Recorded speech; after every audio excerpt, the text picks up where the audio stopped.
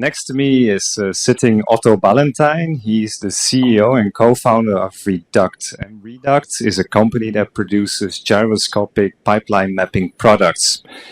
So, Otto, just now in your presentation, you shared on the need to perceive the underground space itself as an asset rather than just the pipes, the infrastructure that is contained within it. But we also realize that not many cities and countries are already at this level of understanding. So, what do you think needs to change to create that understanding? Well, the municipalities need to realize that the underground space is not unlimited. And what that means is that with the increasing congestion underground with pipes fighting for space, they have no concept of how inefficient it is actually down there at the moment. And what I presented in my short presentation was above ground they know every centimeter what's where and what's permitted. Yet underground they have no clue.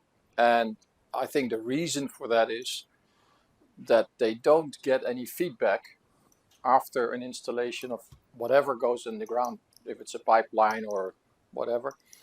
They don't get any feedback as to where it's actually built. So they don't hold any records for that because they don't see that as a priority. And I think the time has come that they realize that. Now, of course, the big issue for them is skill sets. It's a different skill set. They don't have a budget for it because if it's not recognized on a national level, they don't get any budget for it from the tax dollars. So it needs to come from somewhere. And there are ways of doing that without any cost to the municipalities. And I think some cities in the world have realized that it is a priority. And I think more and more cities will realize it over time, but I think it's going to be too late to really make it efficient. So that's actually the reason it needs to change. Because otherwise we're just going to go deeper and deeper and deeper, but there is no unlimited, we can't keep doing that. Right. So we need to think about a high-level policy or strategy. You also mentioned the people, not just the surveyors, the engineers, but also the people on the other side, the administrators, the custodians of the land. They need to be more aware, perhaps. Recently, you released a new addition to your product family of mapping products. This DUConnect technology, how does it complement existing surveying techniques such as total station, pipe cable locator, GPR, etc.? Well, the focus historically has been, historically we've put utility assets, what we call as shallow assets. They're up to a couple of meters deep max. It's only since the introduction of horizontal directional drilling or pipe ramming and other trenches technologies that we can now go a little bit deeper. And the surveying technology has been trailing, let's say, the installation technology to a certain extent. So when we started Reduct, we realized that we, first of all, need to do two things. We need to make something that is autonomous, so it can go to any depth without having it tracing it from above ground. And the second, of course, is that we need to be able to map non-metallic pipes, because in the early days, metallic pipes were traced by some sort of magnetic technologies. So we realized that we are going to go deeper in the ground. Traditional technologies will not fit the bill, and by talking to a lot of utilities about their plans and what type of pipe and what their long-term strategy is in terms of implementation, we adapted our product set and our technology set so that we could accommodate anything that was coming at us. And I think with the latest edition, which is actually, we used to build bigger and bigger and bigger, and the latest one is actually for the 1¼ inch or DN40 pipe, which is a 30 millimeter or 1¼ inch ID. That has become an urgent requirement all of a sudden, thanks to, for example, the 5G rollout. 5 years ago, nobody was thinking of 5G. We were barely understanding 4G. So Now all of a sudden 5G is a big thing. They want to use their assets that they already invested in, and now that becomes a hot item. So, you know, again, but while here in Singapore and listening to your story about what Singapore's plans are in the long term, it's an ideal example of where the only way that the utility assets can go is deeper in the ground. So the only way to keep track of them is by using something like a gyroscopic mapping system. And my argument is do it right. When you install it, then the lifetime of the pipe, you benefit from the quality of data. That's where legacy networks are lacking. I mean, I was giving an example just now. There probably are still some maps around in Singapore that locate a pipe compared to the Merlion. Now the Merlion's been moved, so where's the pipe? You know, Relative offsets, right? absolute relative offsets. It's no longer of these days, but it was necessary back then, so we understand it. So From what I understand, my experience in Singapore is that gyroscopic mapping is only adopted at a very small scale at the moment, with potentially a lot more use cases. So, what would be the critical factors for adoption of such new, sometimes expensive, but very valuable technology? expense is a relative concept. Something is only expensive if you never use it. Yeah, good case in point is a car.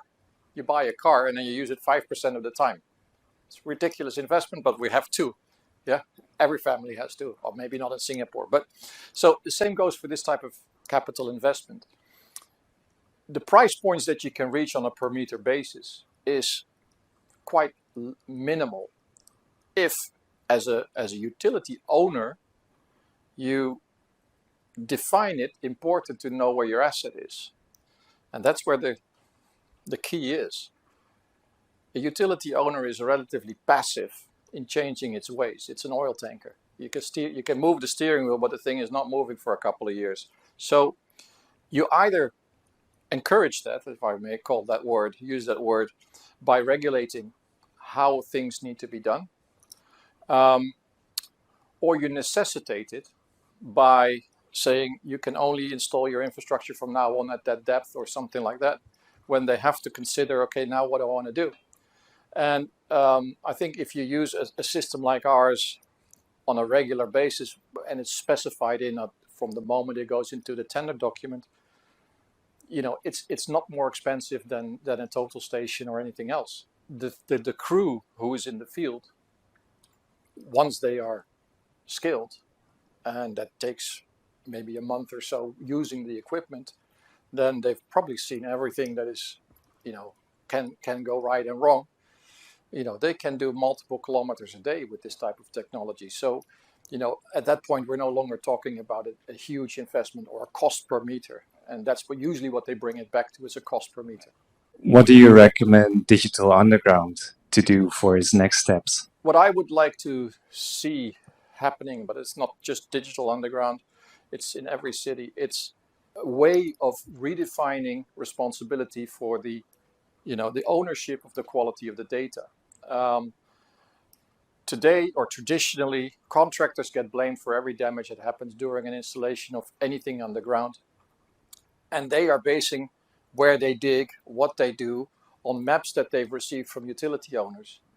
Now, if those maps are not right, still the contractor gets blamed. And I think once that concept is broken and you shift responsibility for what you give to third parties back to the one who owns it, I think that's the first big step you have to take. If that step is not taken, they will always pull their hands off. And you can't change anything. And I think there are some concepts on how to do that. And I would love to come back and explain that. It's a bit of a long story, but there are concepts of doing that. And I think one of the elements or methods of doing that is maybe even considering some sort of penalty system. Much like they do now in the oil industry. Like in the oil industry, you don't have to say anything. You don't have to give the government any information about what you're doing, where your gas or your oil pipe is. But once something goes wrong, You better be able to prove that you've done everything within the technological and management means to have avoided that problem. And if you can't do that, you're in trouble. But we don't have that on sort of, city environments. It doesn't exist. It only exists in the transport. But once you hit the back pocket, there's a famous saying, follow the money. As long as you follow the money, you come to the answer you're seeking. And unfortunately, it's true here too. Great. Excellent point. Thank you. Thank you.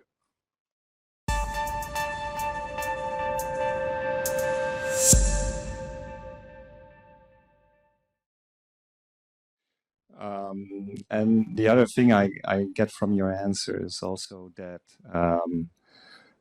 I actually forgot. Can we cut that? Sorry. Yeah, no. All right, never mind.